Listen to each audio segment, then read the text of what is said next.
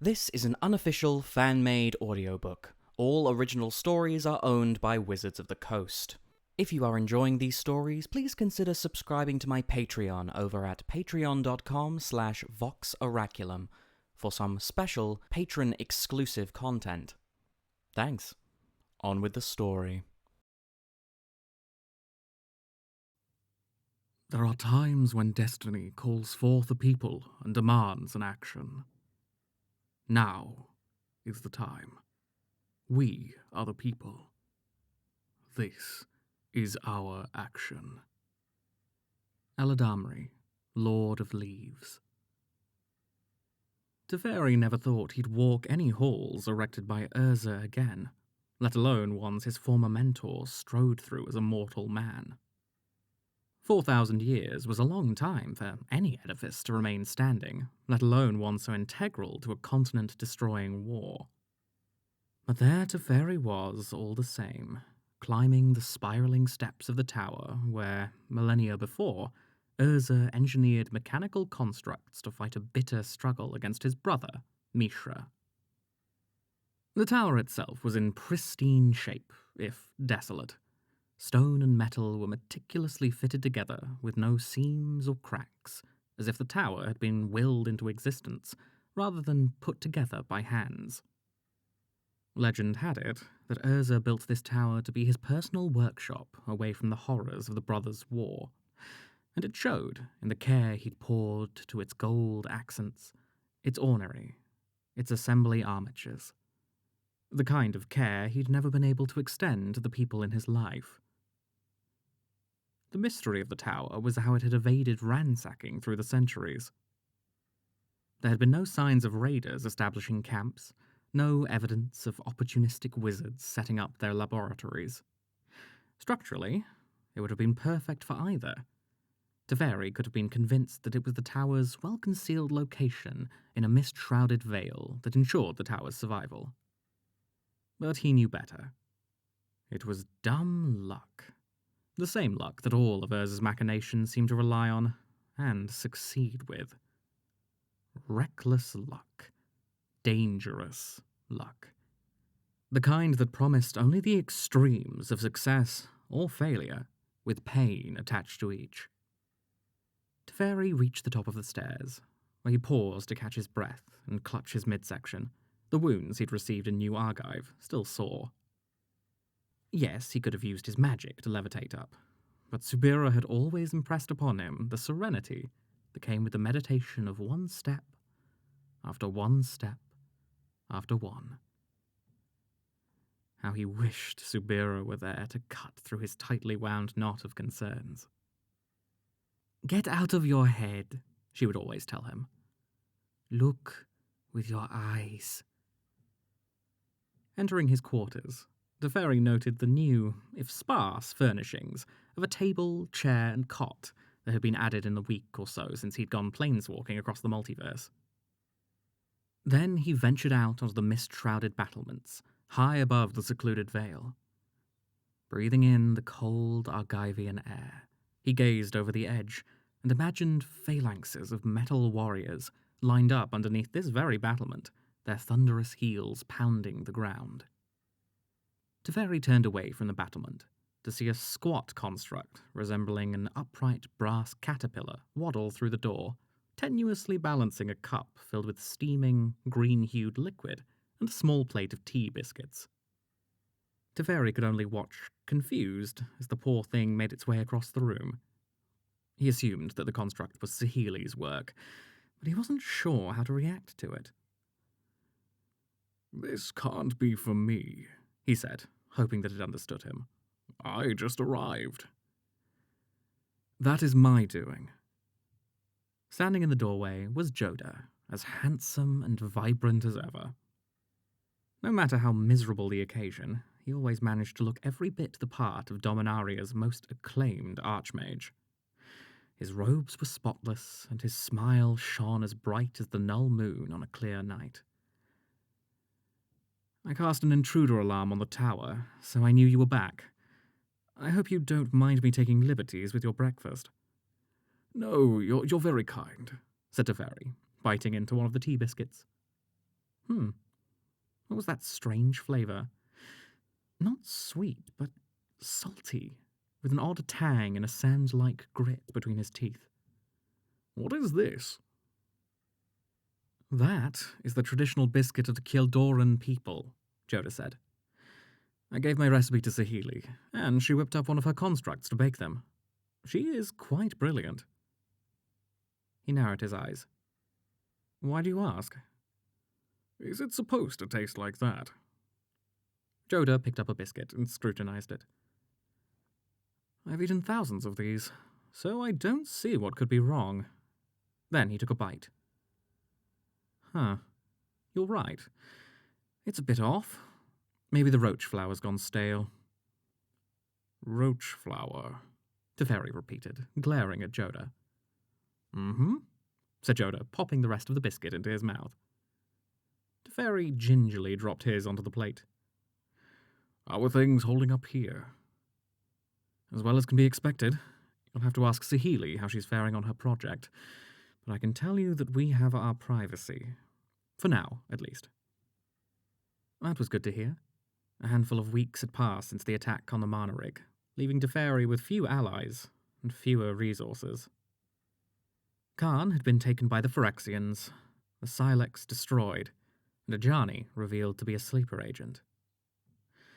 To thwart any more prying eyes, Joda insisted on finding a new base, a sentiment Teferi agreed with. What he didn't necessarily agree with was relocating to Urza's tower. But what was done was done. I brought Wren, said Teferi. Did you happen to see her? Yes, we met on my way up here. Not exactly the friendliest sort. Let her warm up to you. You'll find her wisdom without peer. Speaking of peers, 2 more planeswalkers arrived, soon after you did. Teferi raised an eyebrow. For the last month, he'd been feverishly chasing down allies throughout the multiverse, but most of the long-standing planeswalker contacts he'd managed to find laughed at his entreaties. Teferi had had more luck with the younger planeswalkers who'd fought alongside him against Nicol Bolas. Sahili Rai was the most vital recruit due to her skill with artifacts. Kaya was instrumental for her keen strategic mind and her network of informants across distant planes. And Wren he'd sought out for her ability to see through his own foolish affectations. He'd not expected anyone to come looking for him. Kaya seemed to know them, said Joda, shrugging his shoulders. That, and the fact that this place hasn't exploded yet, means that they're probably friendly. I guess we should see what they want. Teferi took a sip of tea. The hints of lemon and honey tempered his anxiety, allowing to address something he'd been dreading since they'd left Sheev. Before we go, I wanted to ask a favor. This sounds ominous. Once the Healy's time machine is ready, I'll be indisposed, Teferi explained. I'll need... all of us will need someone to lead and make the right decisions. He placed a hand on Joda's shoulder. I'd like you to consider being that person. Consider? Joda asked with a grin. You're not just going to order me to do it? Teferi shook his head. I've learned that it's better to ask. Only took you 60 years. Joda placed his hand on Teferi's. I'll try not to burn the place down. Where is Ajani? The expression on Elspeth Tyrell's face when Teferi answered was one he'd seen before.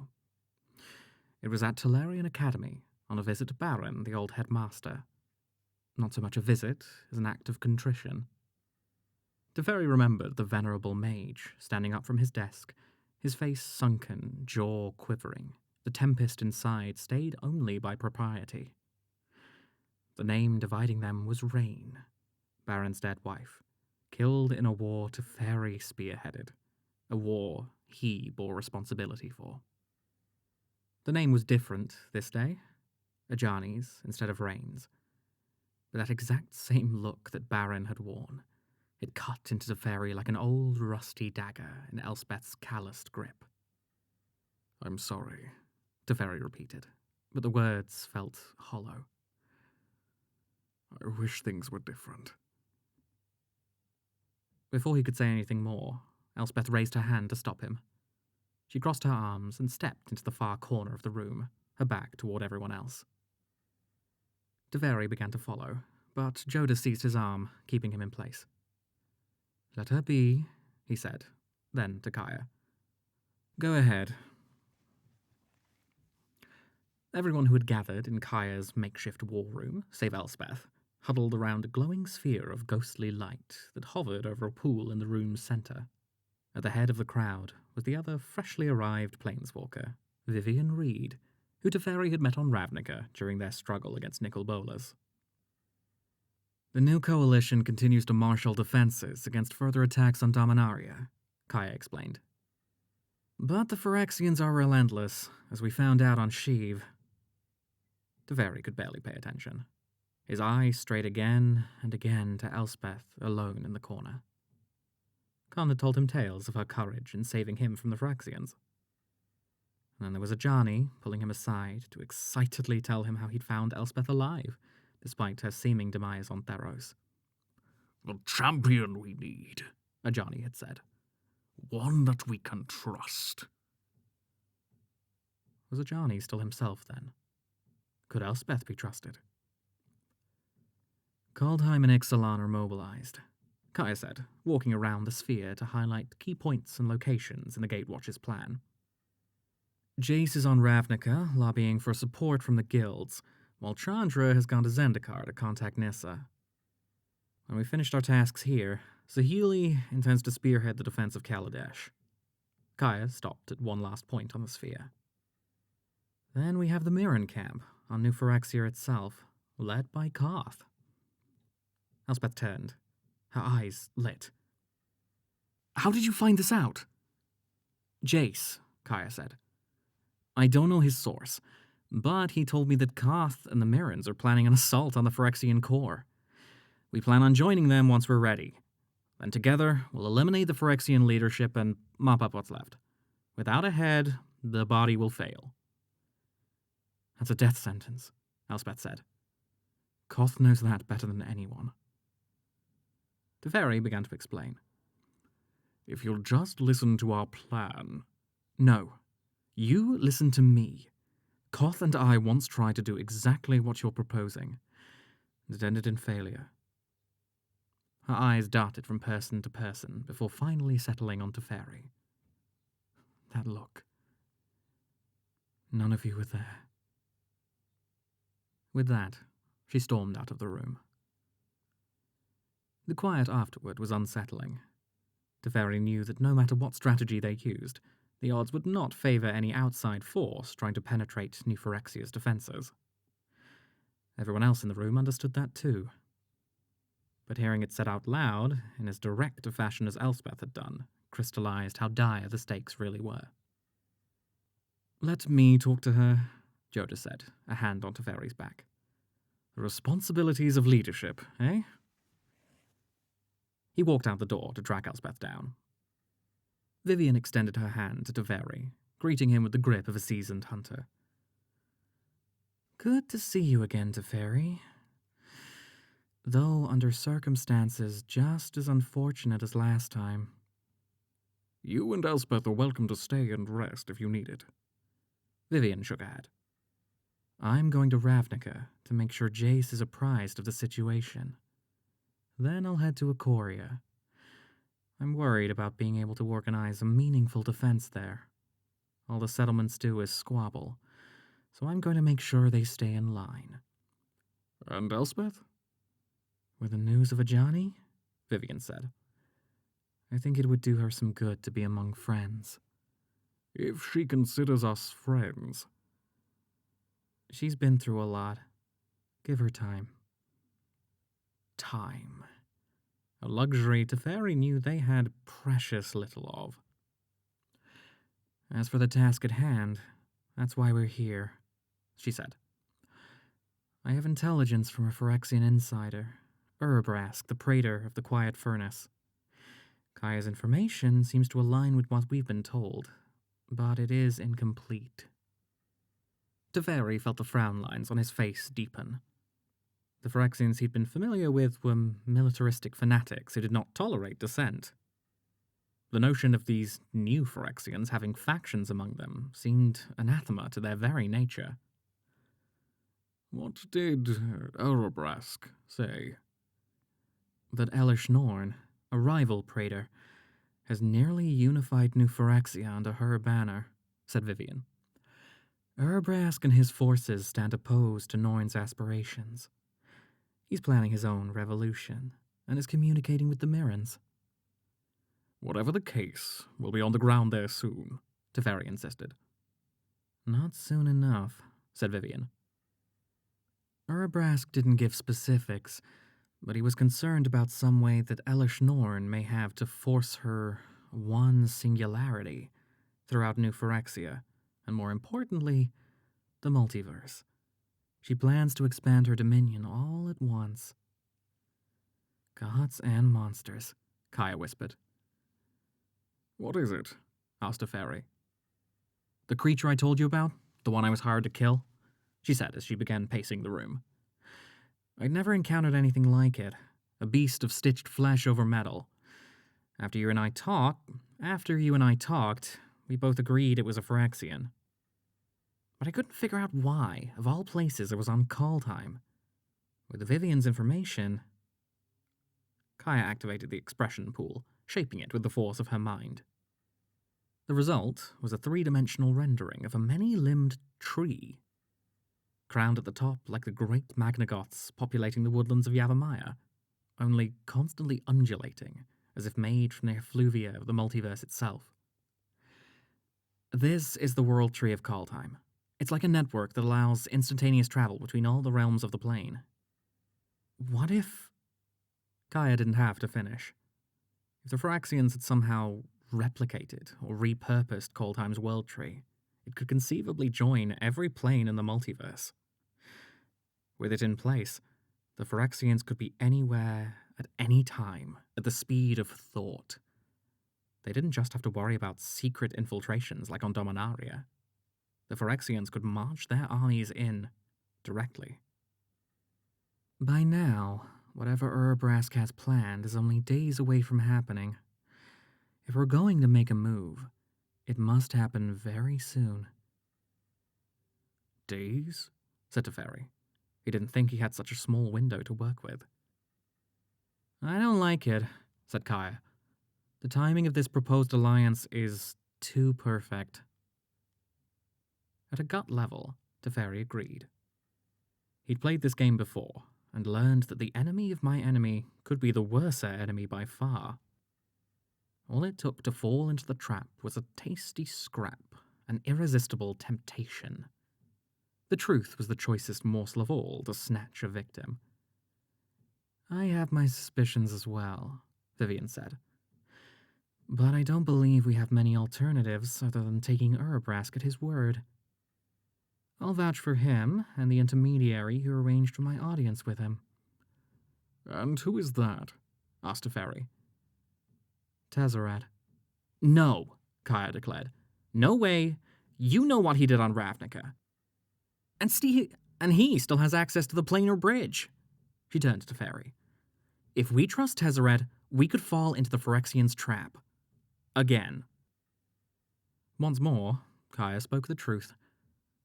And yet, how foolish would it be to cast aside a possible advantage over their opponents?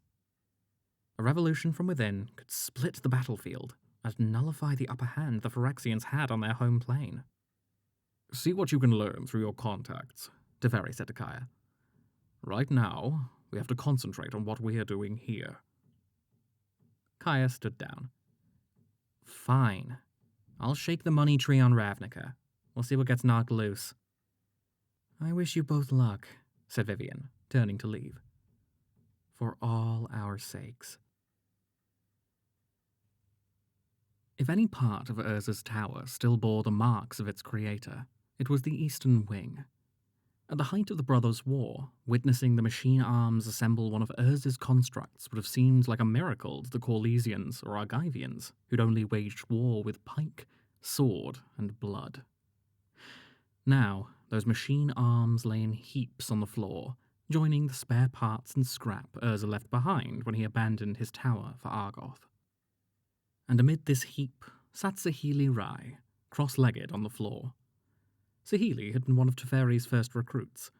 Like Vivian and Kaya, he'd first met her on Ravnica, but she was a far cry from their forbidding dispositions. Saheeli instead embraced the visceral joy in seeking the art in artifice, as exemplified by the beautiful spun gold peafowl that hopped up high and glided back down to the floor.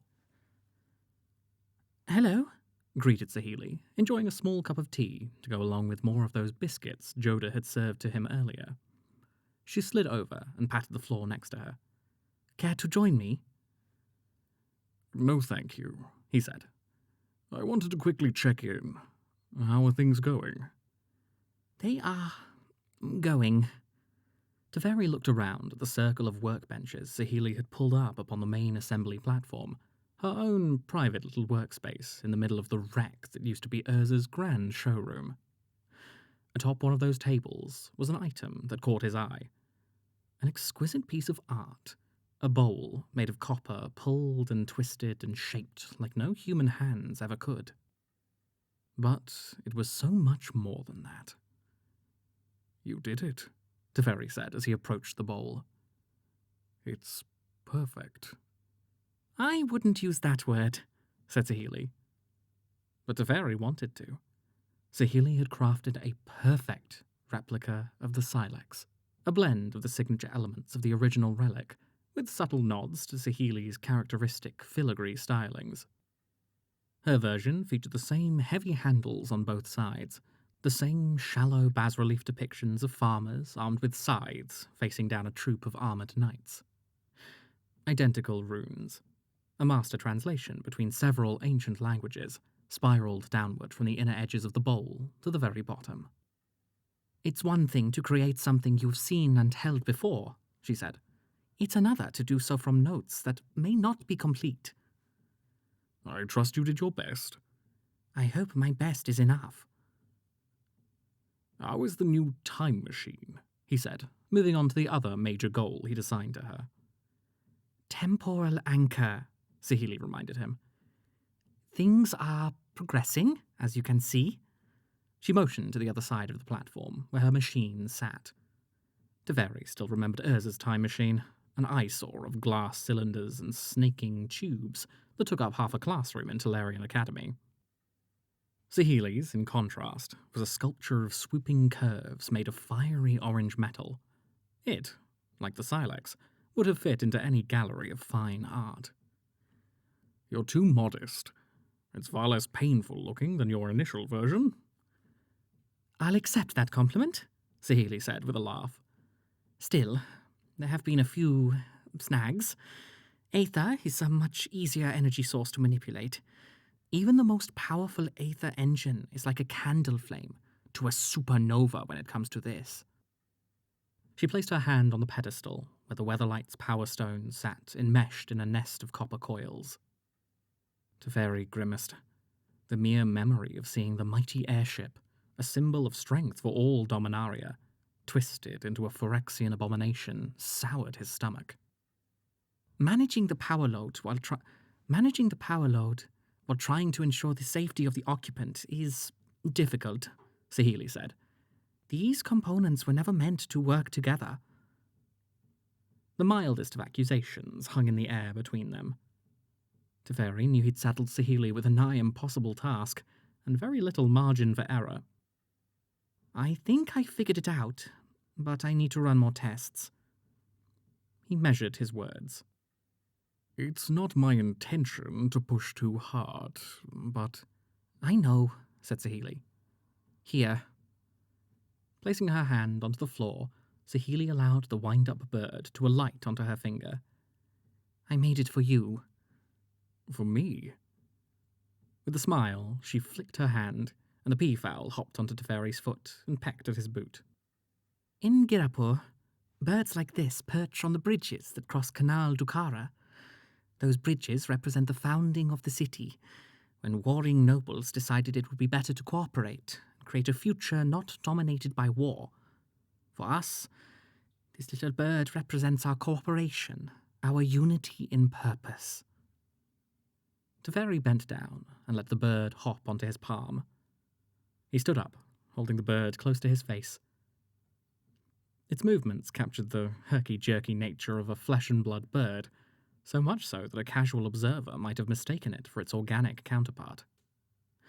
But on closer inspection, one could discern between its golden feathers a clockwork heart that pulsed with the unmistakable glow of a tiny power stone.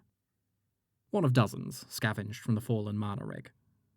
The bird hopped once to face him straight on, then unfurled its feathers in an arc of such delicate craftsmanship that Urza couldn't have matched in 1,000 millennia, let alone a handful of days. Teferi chuckled. "You like it?" Saheeli asked.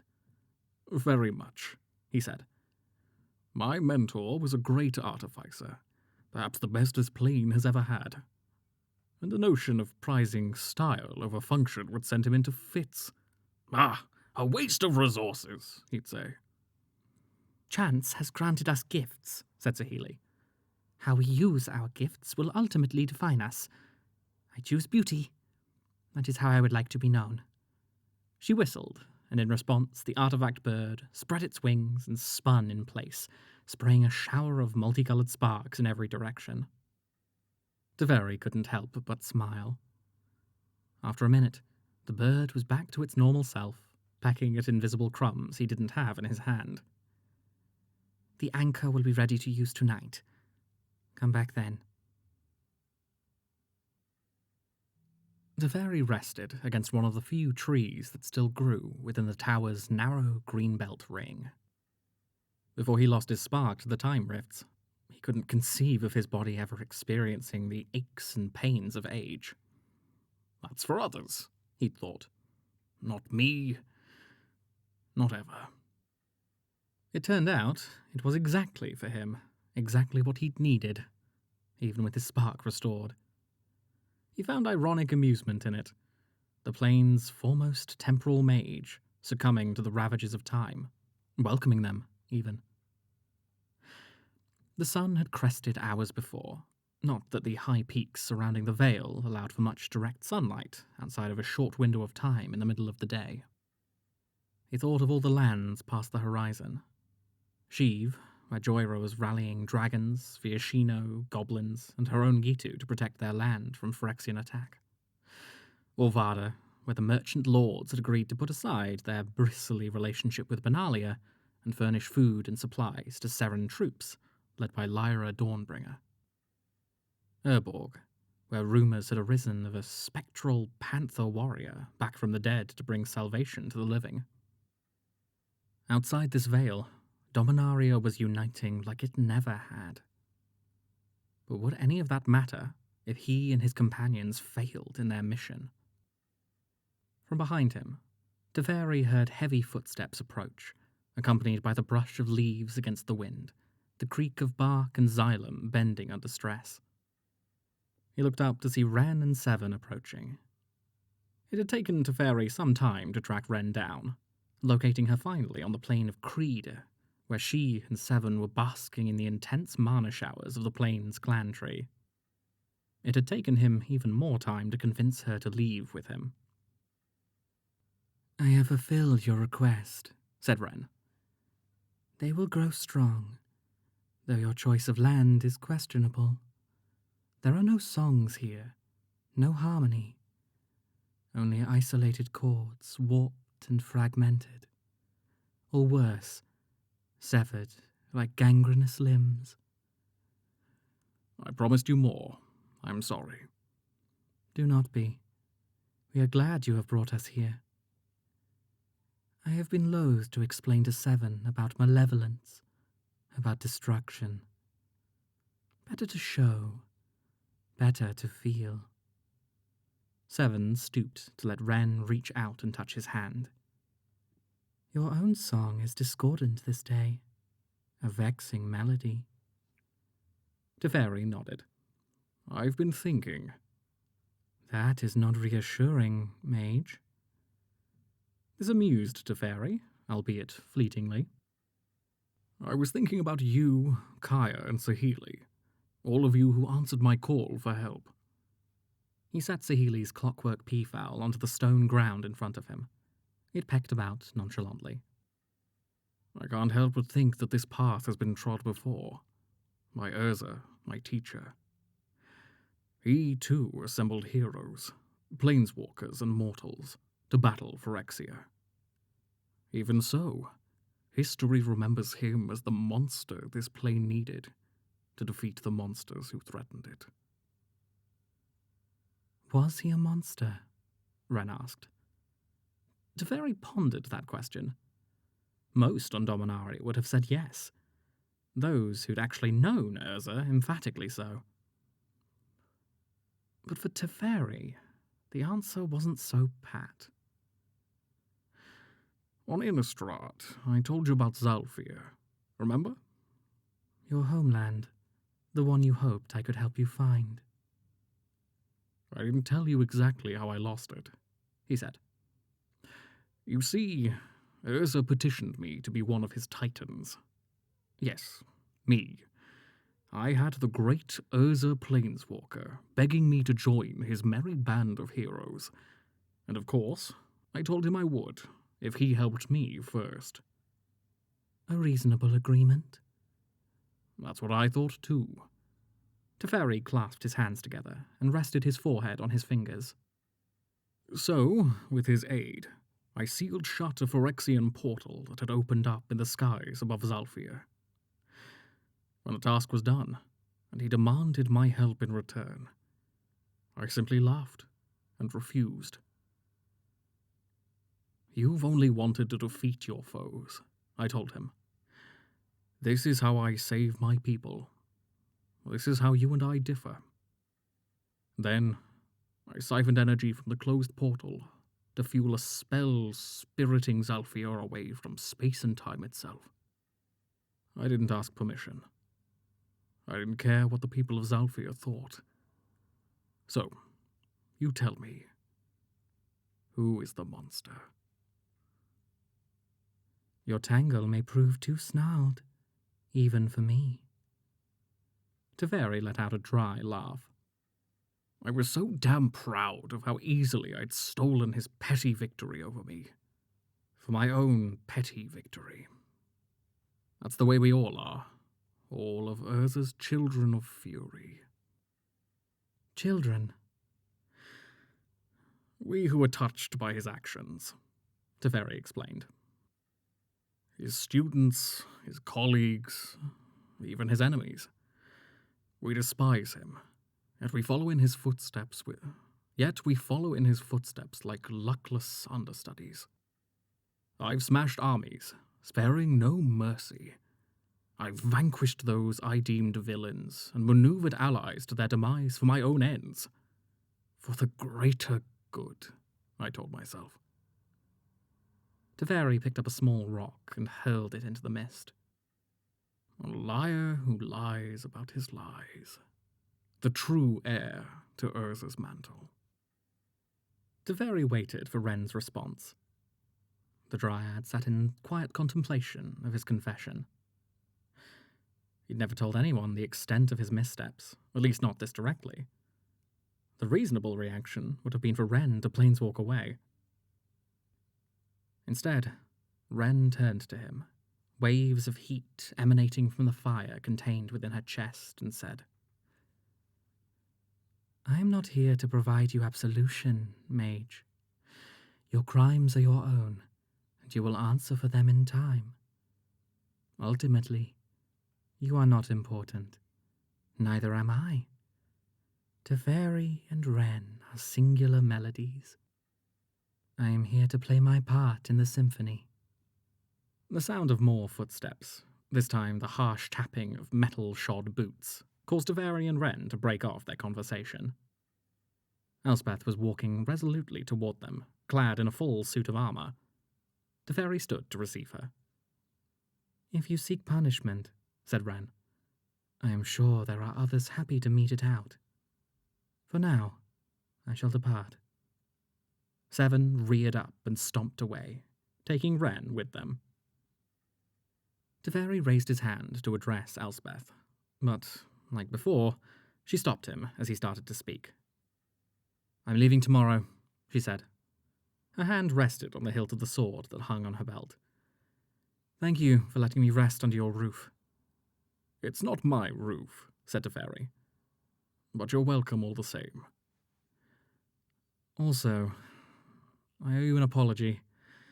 Vivian thinks highly of you, and out of respect for her, I should not have spoken to you like I did." Satisfied, she spun on her heel like a trained soldier and began to walk back to the tower. "Wait," Teferi called out. "I didn't know about Ajani." Elspeth stopped and turned back around. "None of us did," he continued. "I was there with him when it happened, when the completion took hold. It almost seemed like he didn't know either." "This is no comfort," said Elspeth. Teferi took his time with a response. It was a simple matter to say the truth was the truth. Isn't that what a great leader, a battle-hardened general would say? Isn't that what everyone needed him to be? Who was the true Teferi? Was it Teferi, Mage of Zalfir, who pledged to defend his home no matter the cost? Was it Teferi, Master of Time, the elitist, nigh omnipotent planeswalker who thought everyone should simply get in line and follow? Or was it Teferi, the disruptive student, who used cruel humor to obscure his own fears that no one would ever understand him, that no one would ever consider him a friend? "Get out of your head. Look with your eyes." "Are you hungry?" Teferi asked. "Hungry?" asked Elspeth, puzzled. "Yes. Have you eaten?" Teferi walked past and motioned for her to follow. "I've just realized that I haven't had so much as a crumb since this morning." "Joda provided me with some of his biscuits." "Oh, then we should hurry." With the cold, wet night air flowing through his robes, Teferi led Elspeth across the green belt to the tower proper, where they followed the wall around to a small patch of grass butted up against the tower's base. There, encircled by a globe of green energy, was a sprawl of vines bearing bulbous, pale green fruits. Teferi picked one and held it out to Elspeth. "Meetab," Teferi said. He took another fruit and bit down into it, letting its juices flow out the sides of his mouth. He was aware he looked silly, not at all how a regal planeswalker of old was supposed to comport himself. "Ren and I made a short stop in Jamura, my homeland, before coming here." Elspeth took the fruit and brought it to her lips. She tried to maintain decorum as she ate, but juice and fleshy bits of fruit stuck to her face no matter how careful she was. At some point, she gave up and began to eat faster with more aplomb. "I was hungrier than I thought," she said. Teferi stared at the spell that Ren had woven to keep his Meetab alive, despite the Vale's inhospitable climate. He reached down and hovered his hand within it, his fingers tingling as they grew warm. "I won't lie to you," he began. "You're right about our plan. It's yelling a prayer into a gale. But it's our best shot. We have a weapon capable of stopping the Phyrexians at the source. Right now, we're working on a way for me to learn how to use it. It's not perfect, but I must have faith that it's enough. For me, the fight against the Phyrexians isn't about being victorious." Where was he headed with this? He'd always been so prepared. Even his practical jokes required extensive planning to pull off. But now, the words flowed out of him, first at a trickle, and then a torrent that he couldn't control. "I have a daughter," he said. "Her name is Niambi, and everything I'm doing is about saving her.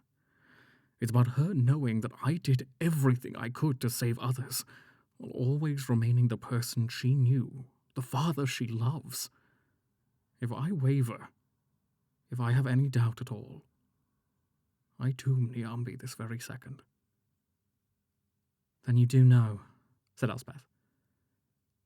"The terror that comes from hope." No response was necessary.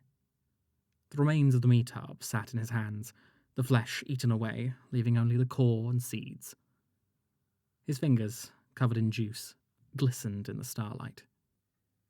He placed the remains of the fruit onto the dirt underneath the vines and wiped his hands on his robes. In time, the heat of Wren's spell would bake the core dry, and worms would pull it under to nourish new plants. "I should go," said Teferi. "Sahili is waiting. I can escort you back to your room." Elspeth refused. "I think I'll walk the grounds for a while. I like this weather." "Then live on, Elspeth. Be well and happy. Safe journeys." "If the Phyrexians are still on this plane," said Elspeth, "it's only a matter of time before they find this place. You will need someone to defend you if that happens. If they track us down." "Us?" "If you will have me." "We will. Gladly," said Teferi. "I hope we can get to know each other better." Teferi turned and walked back toward the front of the tower. He managed only a few steps before a bright flash caused him to look over his shoulder. There, Elspeth stood with her sword unsheathed. Out of the globe-shaped pommel, tendrils of milky light spiraled outward, its radiance soft and warm like his earliest days spent under the Zelfarin's sun.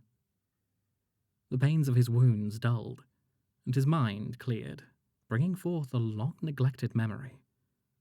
A flock of wattle eyes that would pay regular visits to his home in Jamura. According to his father, they were the descendants of an injured bird he'd saved in his youth, a bird that lived under his family's roof as a full member until its wanderlust obliged it to leave. In the years, then decades that followed, the bird had its own children that would regularly visit out of loyalty, out of love. That's why the trees on his family's land always sang. Eventually, Teferi became a wizard of repute, then a planeswalker whose legends spread to other nations, other continents, other worlds. Still, in between waging bitter battles and accomplishing incredible magical feats, he'd recall the story of the birds and find comfort in hearing the low, soothing bass of his father's voice in his mind. They do what they do out of love. The tale itself he dismissed as his father's whimsy and nothing more. An extravagance perfect for children who needed a story to hold on to. But not this time. This time, Teferi chose to believe.